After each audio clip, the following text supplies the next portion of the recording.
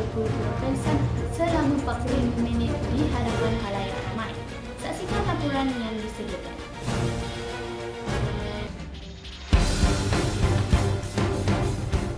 Gelagat itu dilakukan sebaik saja polis bahagian maksiat di 7 IPD Dan Wangi menggempur sebuah pusat hiburan terkemuka di Jalan Piramid di Ibu Negara malam tadi.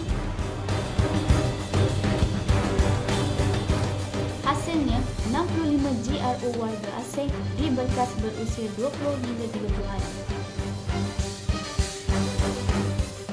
Ketika serbuan pada waktu kemuncak kira-kira jam 12 malam, lebih 200 pengunjung sedang aktif berhibur bersama GRO terbabit.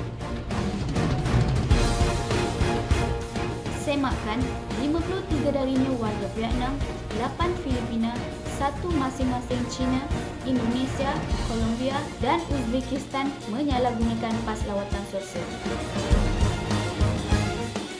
Permis terbabit didapati memiliki lesen namun kerap diserbu atas kesalahan sama.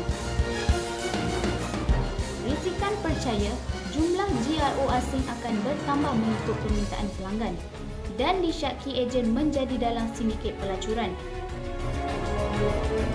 Seorang penjaga permis diberkas. Kesemua mereka dibawa ke IPD Dan Wangi untuk tindakan lanjut.